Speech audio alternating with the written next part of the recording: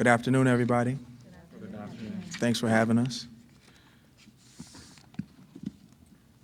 Thank you, Governor Northam. Thank you, Delegate Bagby, and all of you here today. This is a very special moment, very special.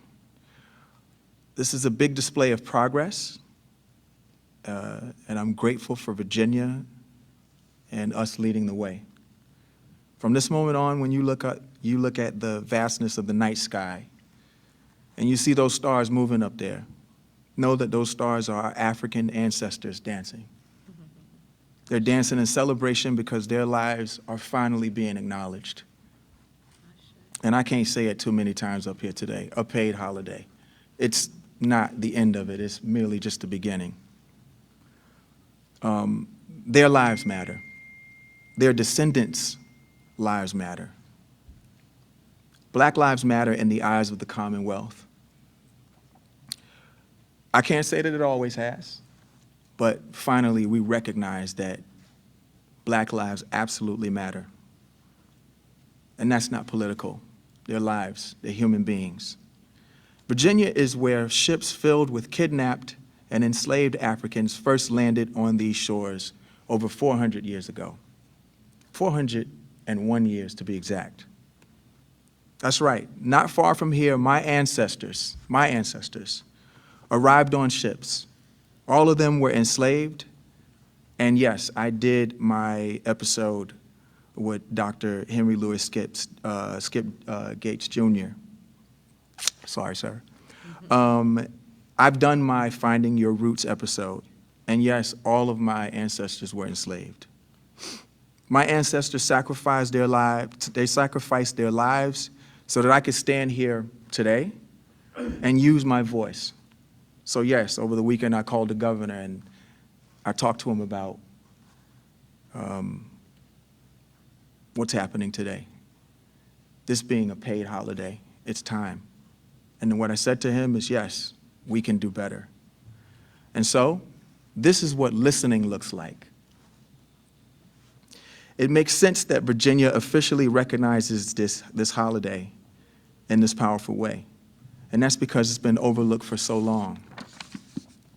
This is our chance in Virginia to lead by example. This is our chance to lead, to truly embrace the importance of Juneteenth and treat it as a celebration of freedom that Black people deserve and African diaspora deserve. Worldwide, by the way. This is about proper recognition, it's about observation, and it's about celebration. This is a chance for our government, our corporations, and our citizens to all stand in solidarity with their African American brothers and sisters. This year, Juneteenth will look like no other Juneteenth before it. People of all ages and races, our advocates and allies as well, included, will come together in solidarity for Black people like never before. It's already happening in the streets, and we love you for that. And I'm grateful for those that are standing with us. By the way, those are Americans in the streets, not just people who look like me. Those are Americans, all types. This year, corporations are already stepping up for Juneteenth, but how far will they go? So me personally, I would like to see corporations who call Virginia their home lead the rest of the country. Give people the paid day off so we can all stand in solidarity, right? This is our America. It's everybody's America, right? Right? Right. Okay. So our country excels, and I mean excels at celebrating Independence Day, but it's not perfect. Juneteenth deserves the same level of recognition and celebration. July 4th, 1776, not everybody was free in celebrating their Independence Day. So here's our day. And if you love us, it'll be your day too.